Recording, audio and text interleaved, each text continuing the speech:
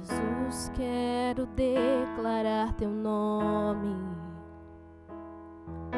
sobre toda mente e coração, pois sei que existe paz em tua presença. Clamo Jesus.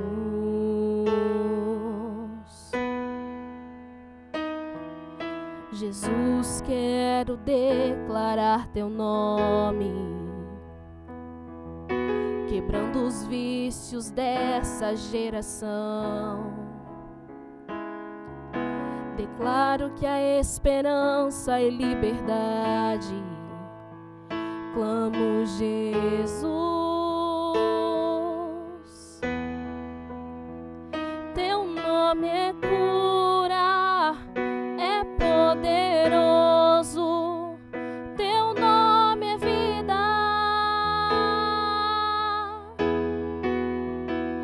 Destrói cadeias, dissipa as trevas, vem incendiar.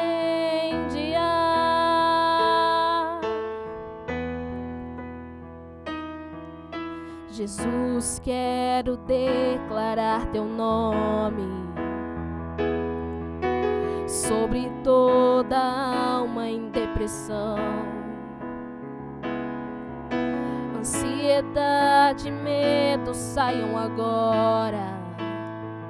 Clamo Jesus.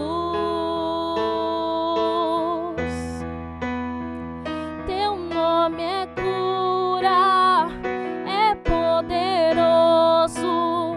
Teu nome é vida.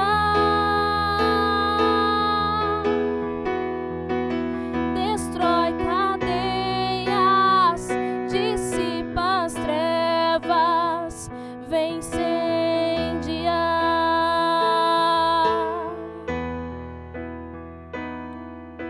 Declare pelas ruas o nome de Jesus. Sobre a escuridão ele vai trazer a sua luz. Sobre sua família clame o santo nome Jesus.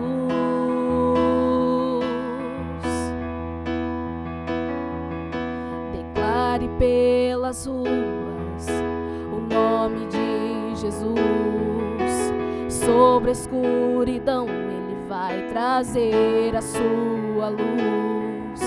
Sobre sua família clame o santo nome Jesus.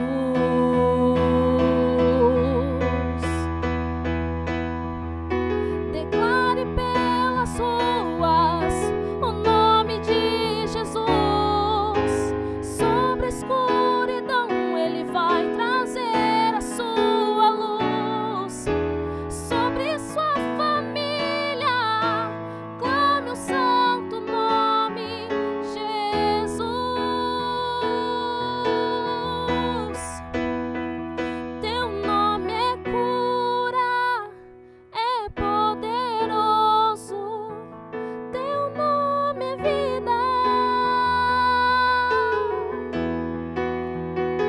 Destrói cadeias, dissipa as trevas, vem incendiar.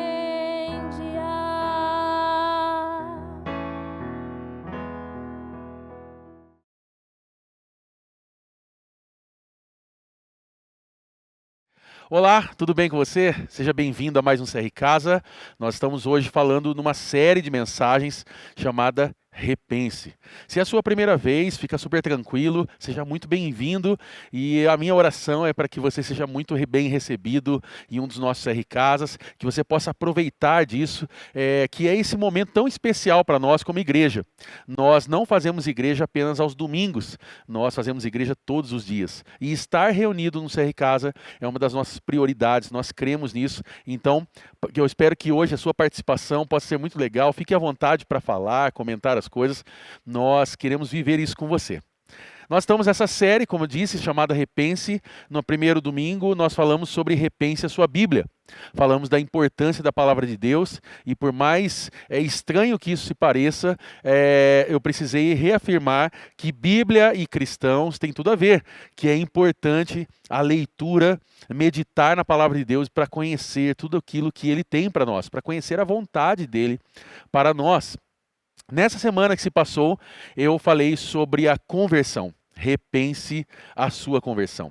E aqui eu coloquei algumas perguntas, porque nós precisamos responder elas dentro de nós. Como você sabe que você se converteu? Você tem certeza da sua salvação? Como você diferencia alguém que se converteu e alguém que não se converteu de verdade? Essas são algumas perguntas que passam na nossa mente quando a gente fala sobre conversão. Então, a ideia da série Repense e desse bate-papo hoje no CR Casa é nós repensarmos e trazermos respostas a essas dúvidas e tantas outras que nós vamos ter no decorrer das semanas. É trazer maturidade sobre a nossa conversão e sobre o nosso relacionamento com Jesus. Afinal, tudo que nós fazemos como igreja, como cristãos, é sobre Jesus. Então, entendemos que devemos ter um relacionamento contínuo, verdadeiro com Jesus. Então, respondendo essa primeira pergunta, mas não indo direto ao ponto, precisamos dizer o que não é uma conversão. Conversão não é se tornar evangélico. Não é simplesmente dizer que você se tornou evangélico que faz de você alguém convertido. Isso pode ser ligado a uma religião. Pode ser que você saiu de uma religião e agora começou uma caminhada com Jesus. Então você se intitula em outra religião. Não é errado usar o nome evangélico, ok? Não é errado ter essa nomenclatura quando perguntam para nós o que nós somos. Mas somos cristãos, somos discípulos de Jesus. Então, se tornar evangélico não quer dizer completamente que é uma conversão. Não é também concordar com a mensagem. Muitas pessoas ouvem na igreja, pastor, uma nova abordagem, gostam de repente, servem até como voluntários, mas a verdadeira conversão não tem a ver com concordar com uma mensagem. Você pode gostar da igreja, você pode gostar do discurso, acreditar em Jesus, no amor dele e ainda assim não viver uma conversão. Conversão também não é repetir uma oração. Eu sei que nós temos pessoas que talvez estão agora nos ouvindo e que em algum momento da sua caminhada você fez uma oração, chamada a oração de entrega a Jesus. E essa oração ela é muito válida. Ela é muito poderosa, porque ali nós estamos colocando nosso coração e dizendo, eu quero que Jesus agora seja Senhor da minha vida. Eu fiz isso na minha adolescência. Mas repetir uma oração não quer dizer que é um sinal que somos convertidos. Será que apenas repetir uma oração serve de modelo para uma conversão genuína? Conversão também não é mudar de comportamento, e eu sei que aqui a gente gera algo delicado, mas eu preciso falar sobre isso. Que a verdadeira conversão, com toda certeza, ela vai gerar em mim e em você uma mudança de comportamento. Porém, o contrário nem sempre é real. Ter uma mudança de comportamento não quer dizer que somos convertidos. Um mentiroso pode parar de mentir e deixar de ser mentiroso. Alguém que roubava pode parar de roubar e então deixa de ser um ladrão. Mas não quer dizer que deixar de fazer essas coisas é um sinal de conversão. Também não é uma experiência emocional. Conversão não é uma experiência emocional. Não existe um respaldo bíblico quando alguém tem uma experiência, automaticamente já tem uma conversão. É óbvio que você já teve experiências emocionais muito interessantes e muito importantes na sua caminhada de fé. E isso é válido. Mas isso necessariamente não te dá acesso a uma conversão. Então, o que é conversão, Mateus? Conversão é se arrepender do pecado e crer em Jesus como único Senhor e Salvador. Conversão é se arrepender do pecado e crer em Jesus como único Senhor e Salvador. E eu quero convidar você agora, já em grupo, a ler uma experiência de conversão, ao qual o apóstolo Paulo, ou Saulo, teve na sua caminhada. Atos capítulo 9, do versículo 1 ao 19, vocês podem ler isso em grupo agora.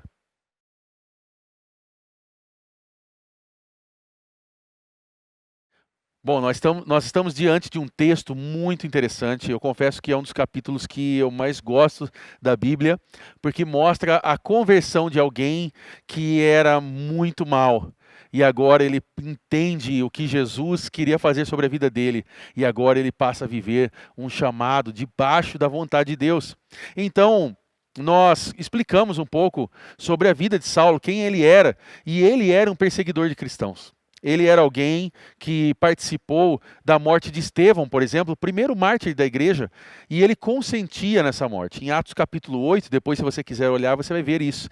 E no Atos capítulo 9, que nós acabamos de ler, diz que ele estava respirando ameaças de morte. Ele estava com esse desejo de perseguir cristãos e matar cristãos, porque Paulo não acreditava nesse grupo, nesse caminho, nessas pessoas que estavam seguindo aquilo que Jesus ensinou.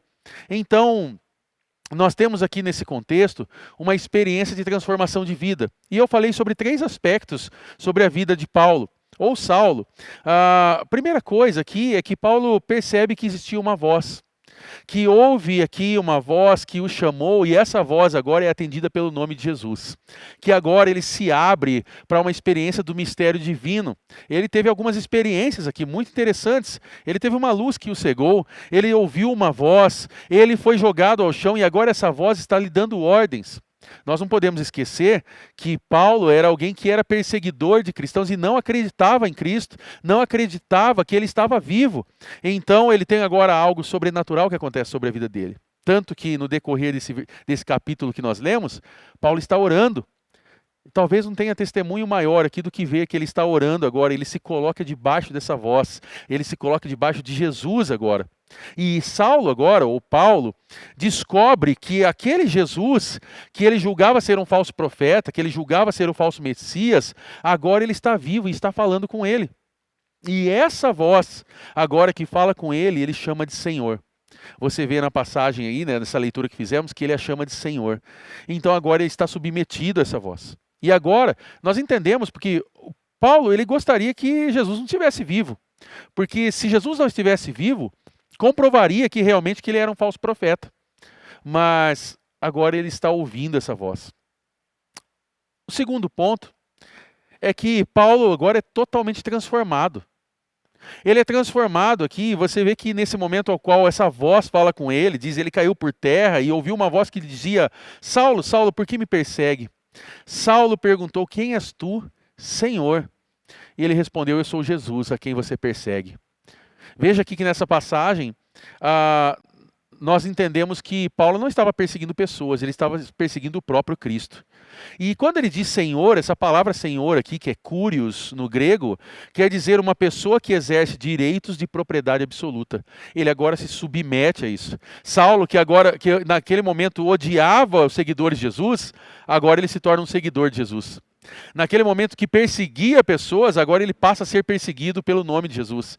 Aquele que fazia sofrer, agora sofre pelo nome de Jesus.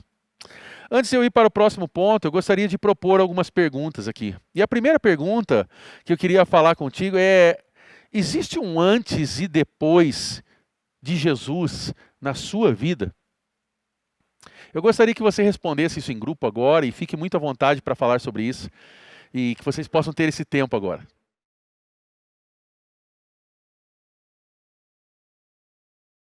Bom, com toda certeza nós temos um antes e depois. É inadmissível na nossa experiência de fé, dessa caminhada, nós vivemos transformações. Não tem como dizer somos a mesma pessoa. Jesus, ele vem transformando o nosso coração, ele vem nos mudando e nós vivemos essas experiências. É interessante que nós chegamos no terceiro e último ponto e Paulo agora se torna um instrumento de Deus. Ele se torna agora um instrumento e começa a falar desse amor a outras pessoas. Porque nós entendemos que pessoas convertidas, elas têm um senso de vida além de sobrevivência. Elas não estão apenas lutando para sobreviver, mas agora elas estão vivendo para servir. E nós vemos isso também com exemplo na vida de Ananias. Quando Ananias é chamado para ir até aquela casa, diz aqui em Damasco, um discípulo chamado Ananias. Havia um discípulo chamado Ananias, o Senhor o chamou numa visão, Ananias, e ele diz: eis-me aqui, Senhor. Ele está disponível a fazer a vontade. É óbvio que você lendo o texto, você viu que Ananias teve medo, porque a história de Saulo era uma história terrível. Ele era um perseguidor de cristãos, mas mesmo assim ele disse: Eis-me aqui, Senhor, e fez a vontade de Jesus. Pessoas convertidas ouvem a voz de Jesus e vivem a experiência do servir a Jesus. E então nós entendemos que conversão é exatamente se arrepender do pecado e crer em Jesus como o único Senhor e Salvador. Quando nós queremos ouvir essa voz que Paulo ouviu, nós precisamos silenciar algumas vozes externas. As vozes do medo, da insegurança, as vozes das pessoas, as vozes do mundo afora, as vozes da religião. Nós precisamos estar atentos para ouvir a voz do Mestre, a voz de Jesus. Eu queria propor aqui uma última pergunta para nós podermos finalizar esse CR Casa. Como podemos saber se estamos vivendo de acordo com a palavra de Deus e não apenas acreditando nela? Eu convido você a responder agora isso em grupo e fique à vontade para falar aquilo que você tem pensado, acreditado, que você tem aprendido na sua caminhada de fé. E ao término desse momento, eu convido vocês a orarem. Talvez hoje há pessoas que estão no CR Casas que precisam ouvir a voz, ou que já estão ouvindo a voz de Jesus chamando. Se você é essa pessoa, você pode se identificar e dizer: eu quero seguir a Jesus, eu quero começar uma caminhada com Ele. E eu peço que os nossos líderes possam orar, celebrar tudo isso que Deus está fazendo no nosso meio, e então continuemos essa caminhada de fé. Que Deus abençoe você, um grande abraço, e não se esqueça que aos domingos nós nos reunimos aqui às 10 e às 7 horas da noite. Então você é o nosso convidado a fazer parte dessa história e repensar conosco tudo aquilo que Deus tem nos ensinado. Deus abençoe você, um grande abraço, até mais.